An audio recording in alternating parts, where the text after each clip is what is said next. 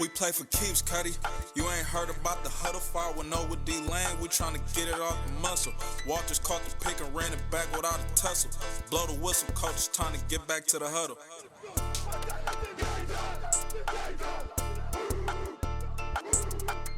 Welcome to the 510 Huddle. We back again, wrapping up championship weekend. How you doing today, D-Lane? Yeah, feeling good and a little sad at the same time, just because we down to 2 weeks left. The last 2 weeks of the football season, man. We train, what we do, Zach? We train year-round for 12, at the lower levels, 12 to 15 games. At the NFL level, we train year-round for about 17 weeks just to get to this point right here. Football is one of the only sports where you only play like 20 games, but you train year-round for it. And that's why every moment counts. Yes, sir. Every game counts. Let's kick off with this Bengals-Chiefs game. And I mentioned this last time, like, hey, if Joe wins this game, we got to, the hype as far as Pat Mahomes taking the next reign after Tom, who retired today. So what was your thoughts? You think Joe got it? All right, Zay, before we dive into that, with Tom retiring, what's your top five right now, quarterbacks? Could be young or old. What's your top five quarterback? Your personal top five right now today? That's what number one. I would say to this day it's still Patrick Mahomes. Two, got you. I'm taking Joe Burrow. And people are like, damn, over A-Rod. I've seen A-Rod. A-Rod, he doesn't have what Joe got. I don't know what Joe has, but he ain't got that. I'll tell you that right now. So I'm taking Pat, Joe, A-Rod, Russ. And for my fifth QB, that's tough. I think I would take. I guess I'll take Matthew Stafford. I mean, that's. I see why I'm not gonna put Russ in my top five because of just how he went out last season. My fault. I apologize. No, my fault. But okay, I was gonna say, but I see Herbert. why you put him in there. But go ahead, Herbert. Okay. It's between Herbert and Lamar, and I got Matthew right around that sixth spot. But it's between Herbert and Lamar. Leaving somebody else out that I was surprised that you're leaving out, honestly. Who? Allen. Oh, I'm so disrespectful. I'm sorry. It get tough. That's what it is. See, I just made it tough for you. Redo that. Yeah. Pat, Joe, A-Rod, Josh, and I'm gonna give it to Herbert. I like it. I'm gonna go Pat. You know me, Zay. I'm big on resumes, so I'm still stick with A-Rod for right now at 2. I want to put that young boy, Joe, at 3, boy. I'm not gonna lie, Zay. I want to put him at 3. I like this young boy. Hey, I'm gonna go with Lamar at 3 because Lamar got that MVP, and that's why I'm putting Lamar in over Herbert, Zay. And I seen him take that next step as a passer this year, even though he didn't finish the season strong. Mainly, I think that was due to COVID and some injuries, and that COVID fatigue. We all, most of the Americas had COVID now. We all know that COVID fatigue can be real. Yeah. So I'm gonna go with Lamar at number 3. 4, I'm gonna put Herbert I'm gonna put Allen. I'm gonna put Herbert at 4 because he got the Super Bowl before Allen. And I'll put Allen at 5. Josh Allen. You taking Lamar over Josh Allen? Me personally, just for right now. Yeah, my thing with Lamar and it's starting to happen was I don't know how long he can sustain his play style.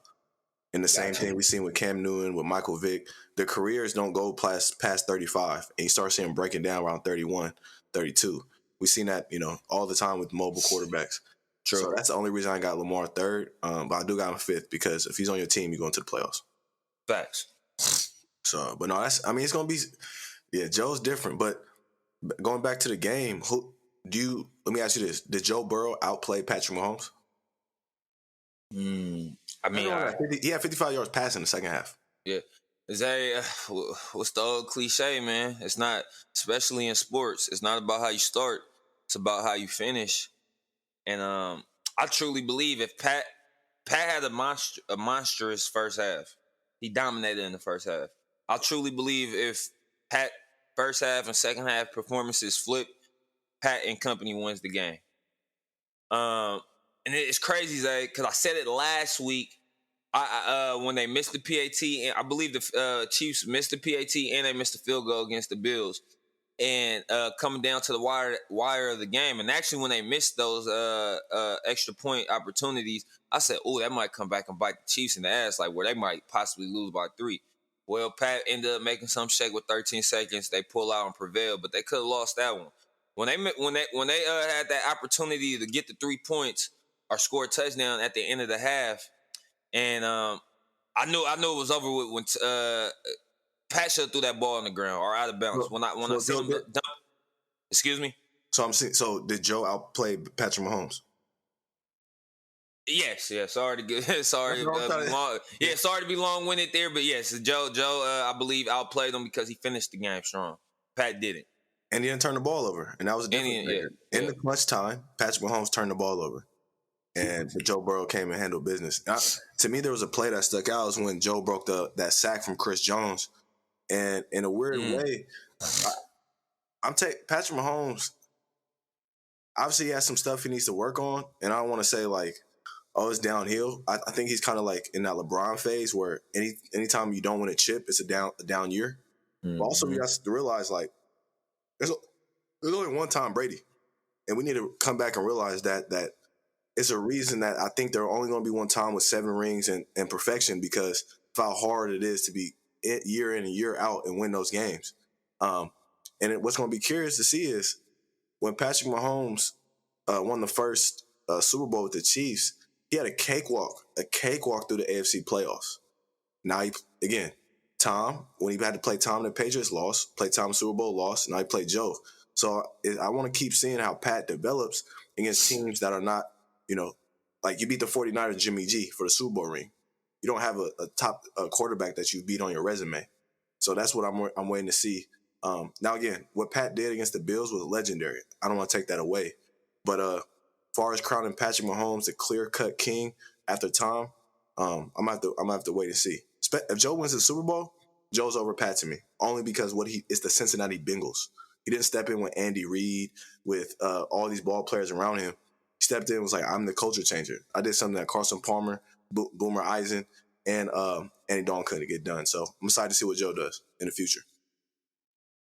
Ooh, I don't want to argue. I don't know if I could put him above Pat.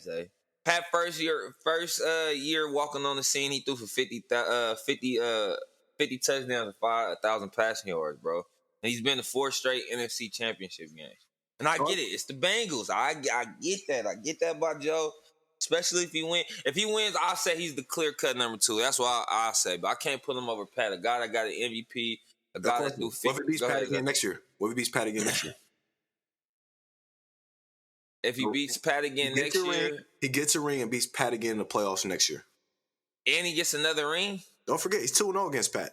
Yeah. No, I got you. I'm saying that you're saying, and if he gets another ring next season? No, he just beat Pat again next year in the playoffs.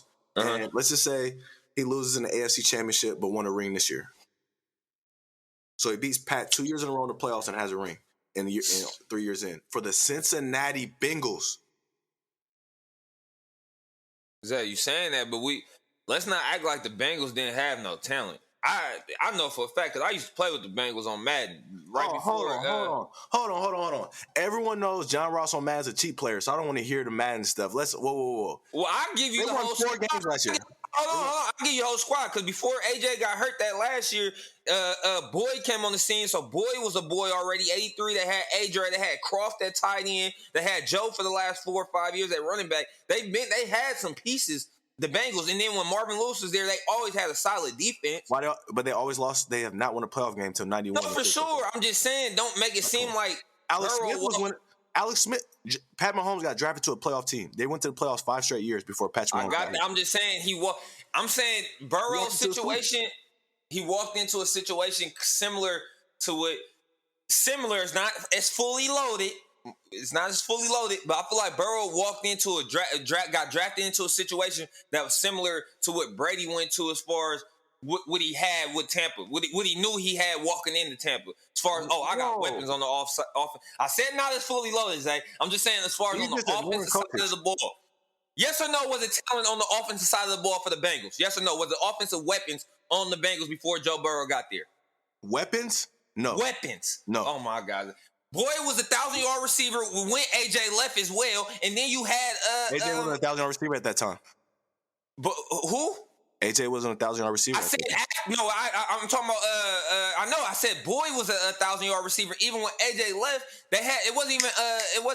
It was Tyler Eifert that had that tight end. He was a nice tight end, and they had Joe.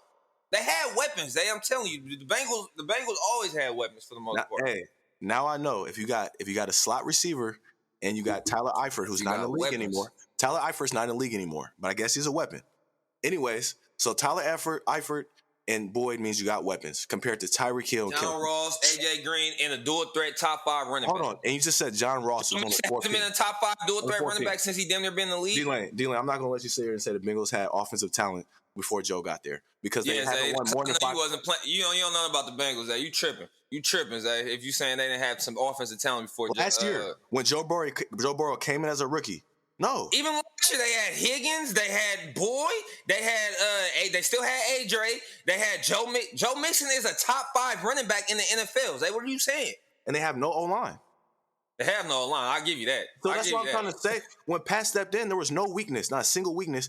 And let's take a step back. He has Andy Reid as his coach. No, for sure. I'm just saying he walked into a situation that had weapons too. He had Tyreek and Kelsey. Joe changed the culture. Joe changed the culture. Joe is with the cheapest owner in the league. He has an unproven head coach. He has a terrible O-line.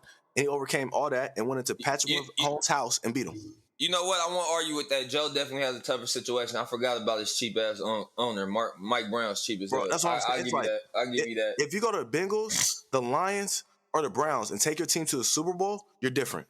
You're different.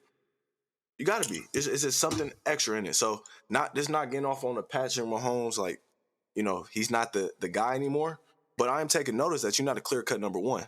Joe's coming. And I think that's good for NFL. Just like you had the Peyton Manning, Tom Brady battles. And when it was all said and done, Tom was the better quarterback. So I'm looking forward to see more of these battles to see who's really the best. Because now Pat has comp in his division. Instead of just a cakewalk to the Super Bowl. So any more points on that? Oh, last point I have on that game. Bold move. I'm trading Chris Jones this offseason. 11 playoff games, 0 sacks. And then the biggest player of the game, you didn't make it happen. My blue chip players didn't show up. They might have to keep him. I'll keep Chris. I'll actually get rid of Frank Clark. He ain't did shit since they traded for him. Hey, yeah, that's spot on. I mean, it's Super Bowl run, so only time he did something. But yeah, Chris Jones, 11 playoff games, 0 sacks. But I mean, shit. I promise you. I don't even know the number off the top of my head, Zay. I promise you for a fact, Donald probably he been in a few playoff games now and a Super Bowl, 2 Super Bowl runs. I promise you, Donald probably don't got more than 3, maybe 5 max playoff sacks, but I don't believe he has 3. It's hard for an interior guy to disrupt the game in a regular season game, let alone a playoff game. No, I mean, Aaron Donald's played 6 playoff games, 2.5 sacks. See? So I mean, he's considered the best. He's considered the best defensive player. No, I'm just saying. But Chris Jones has played in 11 and has 0. Yeah, I got Almost you. double. I'm just saying. I said that to say for the interior guys, like a guy like Von Miller, shit, he probably played 8 or 9 playoff games. And he probably got like 5 or 7 sacks, but he's on the edge, is what I'm saying. No, it is harder, but I'm like, Aaron Donald, what? If you get 6 games, 2.5 sacks, that means every other game you got a sack. Chris Jones, you have 0 and 11 games. That's almost a full season. Damn. Give me one. And he had an opportunity twice. Joe said, "Get up off me, bro. Get up off me." I will say this before we move on, man. Like you said earlier, describing Joe, I don't know what it is. I think it's just that it. And I hate to compare people to Brady. I'm not trying to, but like he does have like that moxie, that swag, that confidence that exudes on the field throughout the rest of his team that's similar to Brady. For sure, when I watch him, I'll definitely have to say that. I was saying that too, watching the game, and then I called myself. I said, like you always say, D-Lane, resume. I'm not even Brady and no other quarterbacks even getting mentioned together. Yeah. That's why I didn't want to go. That's why if you heard me, I didn't really touch on accolades or even play or skill set. I was more so just talking about moxie, style, confidence in the pocket.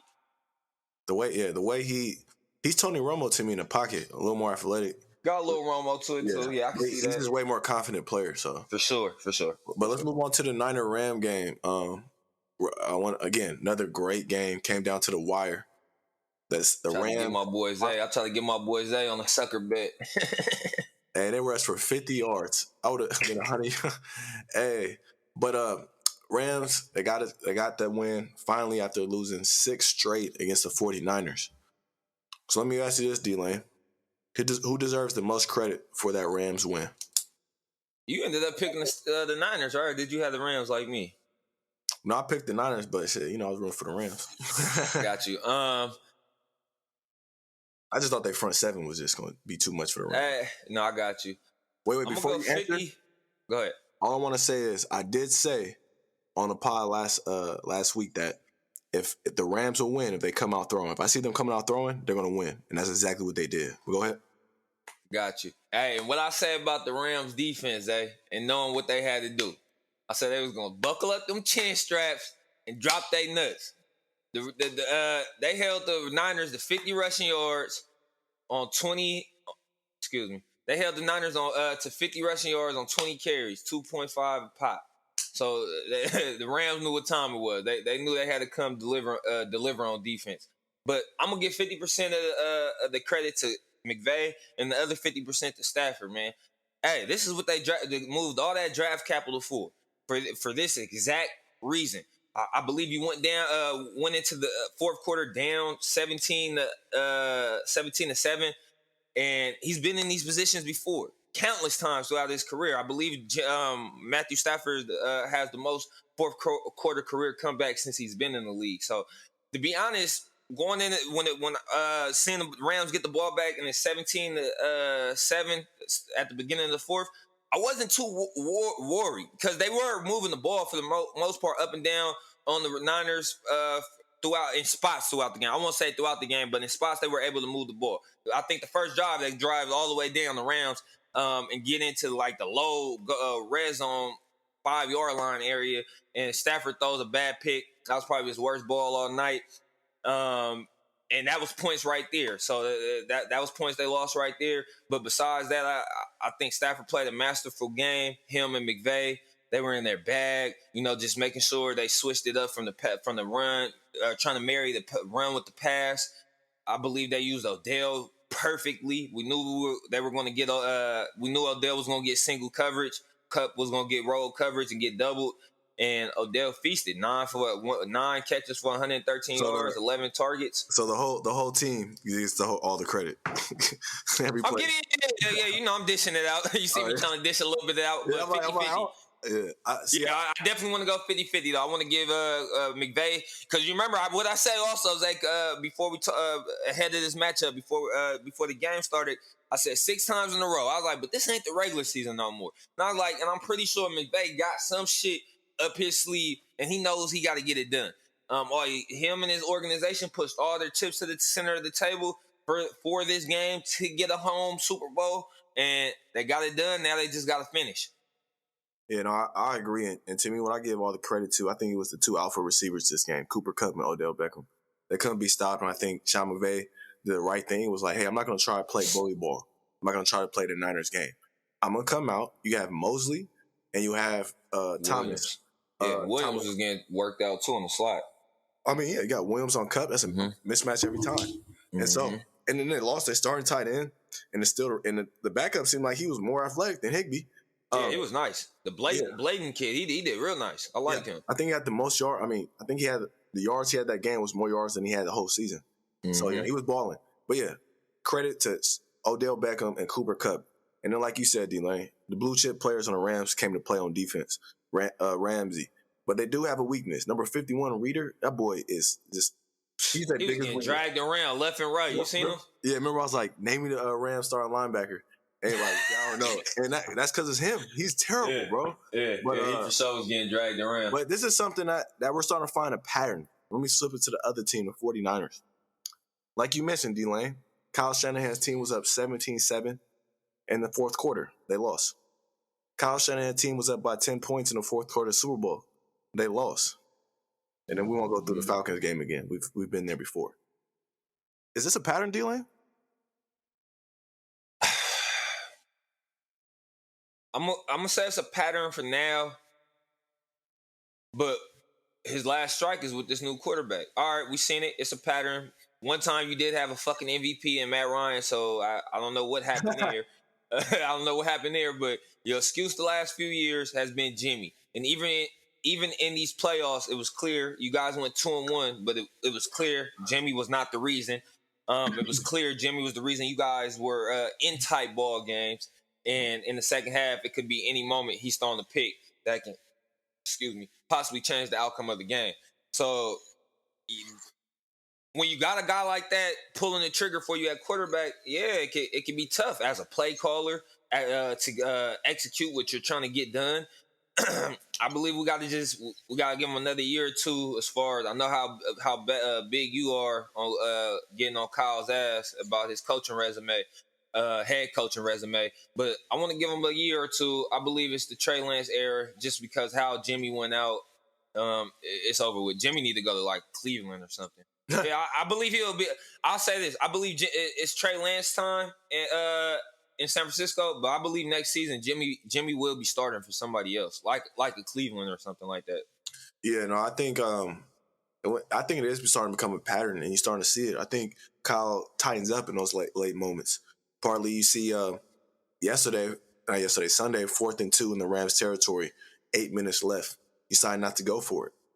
Those are the moments. And you see Sean went for it about 4 times.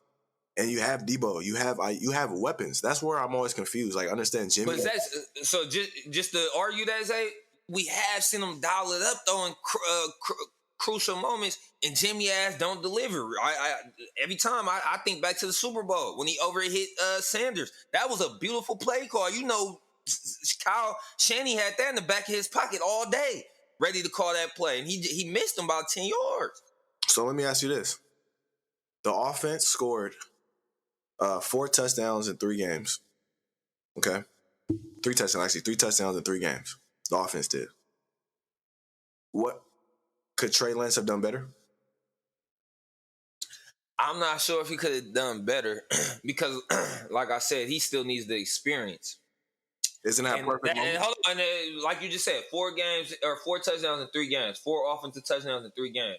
But when you're watching those 3 games, are you saying, "Oh, it's the play call? Play calling is terrible," or is it this quarterback is misfiring on key moments? And there's some guy who traded 3 first-round picks on the sideline, even like the Packers game. Every Niner fan said it. Even the ones after they won, there was like, Trey Lance should have played that game. He could have ran. Like, we would have had more offense than Trey Lance in that game. And that's my problem. Is like, Jimmy does bonehead mistakes in the red zone. He had 3 red zone picks in the playoffs, so he does rookie mistakes to begin with. So that's why I'm confused on like why is everyone either 2 things. Trey Lance is so far away from being a starter, that's on Kyle. Or 2, Kyle is just, again, the development piece. He does not know how to develop the quarterback, and we're going to see. But I mean, shit, we saying all this to say, but he did just go on the road. But he went on the road and he won in Lambeau. He won 2 playoff games with Jimmy G. But he scores. I hate the Chicago fans. Me personally, I feel like Nagy should have, even though this year he looked awful. He looked awful, especially that first game when Fields got in. Felt like he had no game plan for the young man to succeed. I think they had 1 passing yards the whole game against the Browns. But I feel like you got to tip your hat and actually give kudos to Nagy for even fucking making the playoffs. I think he made it twice with Mitchell Trubisky. When you do shit like that with certain guys, he made it playoffs. He made the playoffs once. Okay, with 1. Even if he did it once with a Mitchell Trubisky, come on, Zay. Come on, Trubisky. And we all know this isn't. We all know this is. You got to have a guy pulling the shots for you to be a serious, legitimate team in the NFL. You got to have a quarterback. You know why they went to the playoffs? That shows me you can coach, is what I'm saying. Without a star guy or without a guy. Same way it shows me you could play. A guy like D-Hop. I knew D-Hop could fucking play because he getting 1,000 yards year in, year out with Osweiler and trash-ass quarterbacks. So this is where I'm surprised you don't look at it this way. I look at, hey, Kyle has had 2 runs in his time with the Niners, right? And the other 3 seasons, he's missed the playoffs. Not even close to it. And when Jimmy's fully healthy, he went deep in the playoffs both times. You're right. But I look at it like this. I look at the 49ers the same way I look at, let's say, the Browns, right? All these weapons, the only downside of the team is your quarterback, right? And the 2 playoff runs they have, I'm just like, wow, D'Amico Ryans held Aaron Rodgers to 10 points. Wow, he held the Cowboys to under 20 points.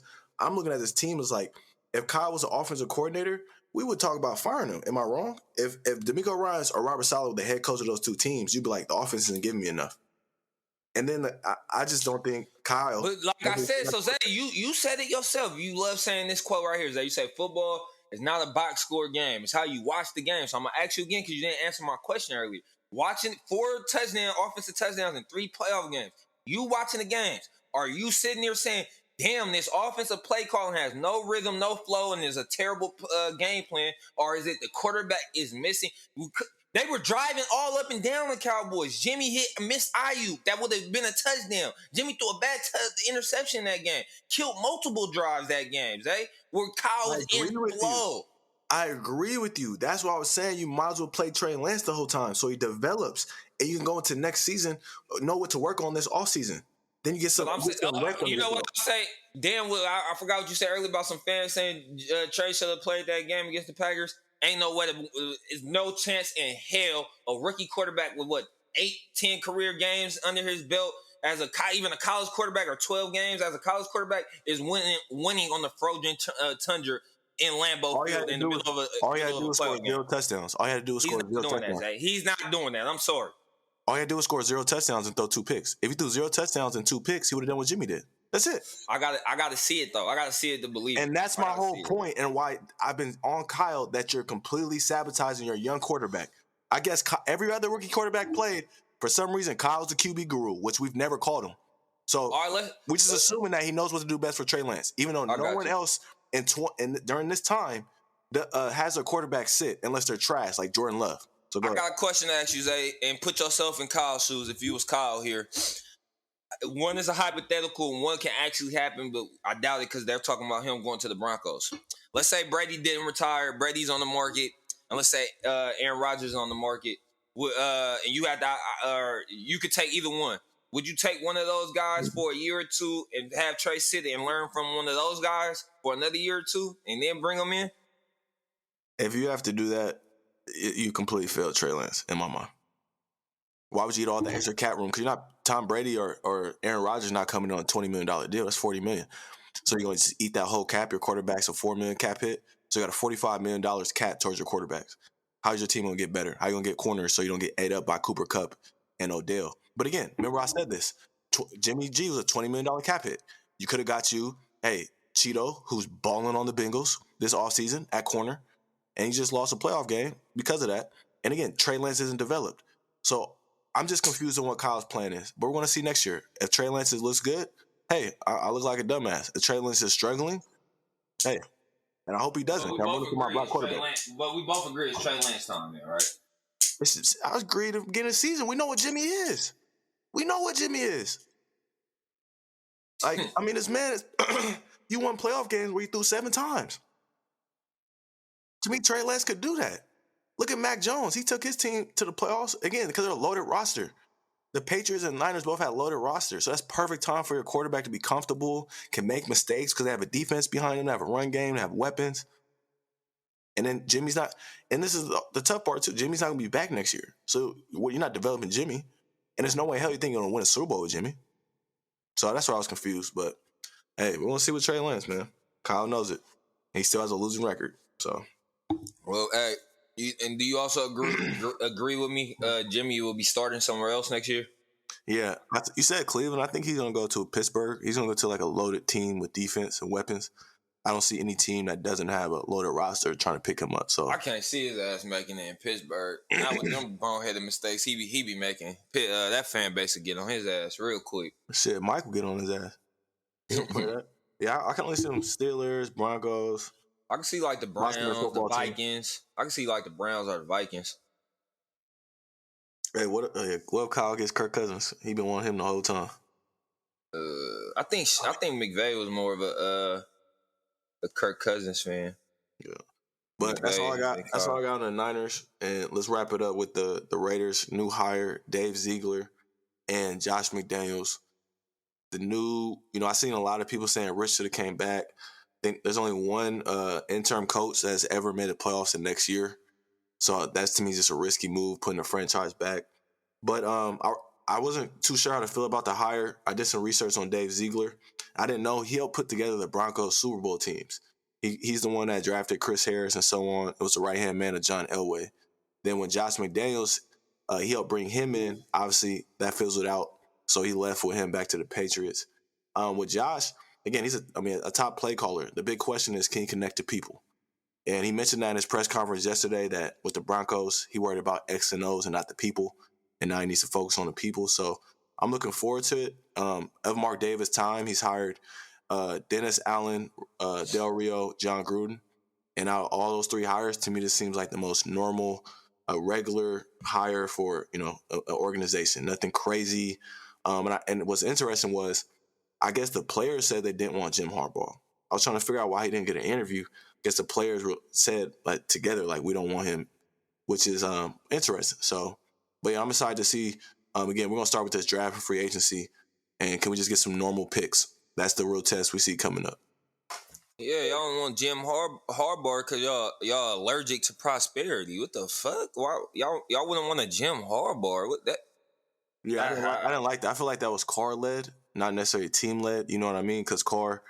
But what's weird is Jim Harbaugh, I feel like you're guaranteed to go to playoffs with him. So I don't know. But also before you touch on it, all the teams I need coaches, the Giants, all these big boy organizations, Bears. Why is it only the Vikings and Miami interviewing him? That's what's weird about it. But go ahead. Interviewing who? Jim Harbaugh. Those are only two teams interviewing him. Got you. It's weird. I don't know what's going on. So does it look like you guys are keeping Bradley as a DC? They said they're interviewing him. I think the big question for Bradley, if I'm Josh McDaniels, you gave up 80 points in 2 games to the Chiefs. How is that going to be different? Yeah. That's my question to Bradley. But they said they're interviewing him, and I guess he said he wants to keep some of the core staff in place. But go ahead. Got you.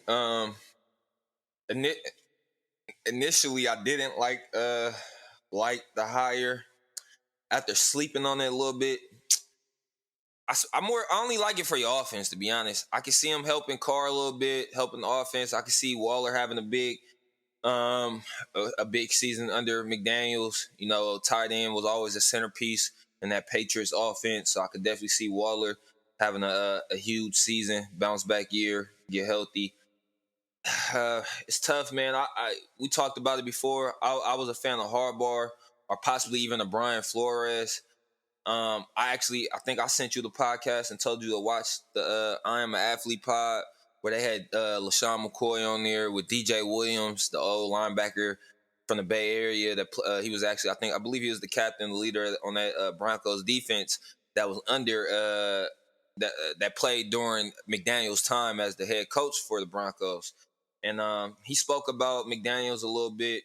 And the only part that I'm worried about that you kind of already hit on, that you said McDaniels touched on at his press conference, is not really the X's and O's, because DJ Williams was like, when we listened to him, when we did exactly what he said, he was like, man, he was right. Shit, we went 8-0 at one point. When he said, when we did what he said, he was like, it was no points, or nothing about it.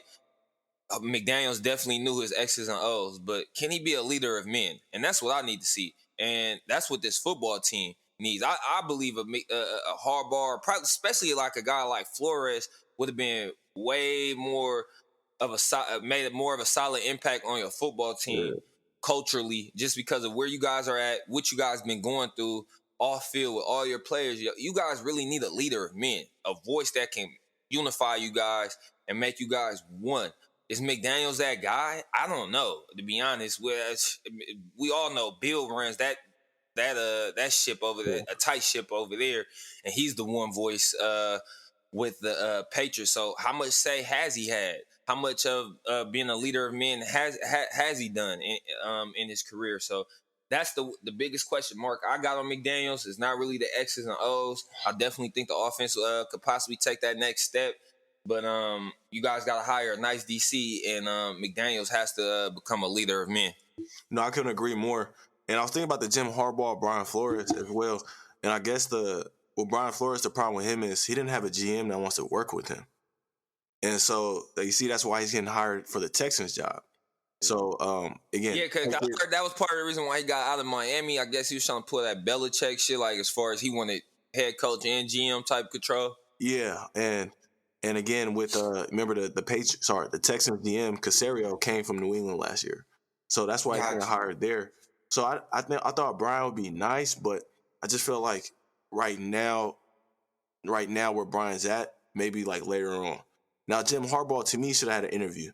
Again, someone said as well like he doesn't have a GM with him as well, and I feel like the Raiders organization, like we're not trying to have a coach that's just like John Gruden, right? Or they're just all over the place. Now with Dave Ziegler, they mentioned like he has full control over personnel and final say. And so that way Josh can coach and you just have a normal relationship with a top GM picking the players. Yeah, I do. From the sounds of it, I do like the GM hire. Definitely, I do. I love that one. Yeah, a little more than I like the head coach hire, but I'm still kind of iffy on two Patriots. I just don't want you guys to try to reinvent the Patriot way. Still keep the Raider mystique, and you guys do it your way. Lay down a new foundation. I want to see some more of Belichick's disciples come in and try to do it his way and fuck some shit up. Yeah, the only reason like you said, like I like the Dave more than Josh is because Dave's career started with the Broncos under Elway. So he's a Patriot guy, but like last 7 years he's been with the Patriots. That's where he didn't start his career. Gotcha. So again, he's the one that put together the squad this year that made the playoffs. So we're going to be interested to see what they can do. You know, he helped draft J.C. Jackson and those players. So I'm excited to see. To me, it's just a normal hire. Like I just been waiting for a normal hire with the GM coach. We didn't bring someone from TV. Josh McDaniels, proven play caller. We wanted to see how he is as a leading the team. Dave Ziegler, respected GM. So it's like, hey, got some normalcy around the Raiders. That's all we're looking for. Man. That's all I got, man. I'm about to go back to the bed feeling like shit. Anything else, man? Get better, man. Get you some ginger shots, man. Get you some ginger and some turmeric in you, eh? Yeah, I'm just happy I don't got COVID, but shit. I have one last question for you. You think AB gonna get back in the league at all in the future, or you think he done for? I can't see it happen. You see, he was campaigning to try to get on the Ravens last week. You think John Harbaugh gonna let him on? Come on now, man. Hey, somebody made a convincing argument. Hey, you about to get that quarterback $500 million. Whatever that quarterback say, then there might go. You know, that's Hollywood cousin, and you know him and Lamar tight, all three of them tight. So I don't know. I feel like it's a little different when Harbaugh is proving like he is the coach or Super Bowl winner there. Got you. But we'll see. To me, the only way it happens, again, like you said, right? It took Tom Brady. If it wasn't for Tom, I don't think AB would be in the league still. For sure. So it's gonna be interesting. Like you said, Lamar could, but at the same time, you know. That's going to be interesting. I couldn't do that as a team right now. Because, it's not if, it's when he explodes. Exactly, man. I wouldn't want to see him turn on Lamar like that. That's a young quarterback, man. A guy like Brady can still work through that, but a guy like Lamar, that can be shit, I don't know. I feel like AB made time retire. I can't do it this shit no more. Stress my guy out, man. Man, I never seen him stressed like that. Like, just, I don't know what the fuck's going on. For sure. So, but man, that's all I got, man. Yes, sir. The Super Bowl, we're gonna come with the Super Bowl pod next week. I really don't know who I'm gonna pick. It's gonna be a tough game. So yeah, it's a tough one. I think I got my pick. Let's we might try to shoot you guys a guest pod since we got 2 weeks to the Super Bowl, right? Yep, February 14th. Okay, yeah, we'll try to get you guys a guest pod either the end of this week or next week. Yes, sir. All right, y'all. All right.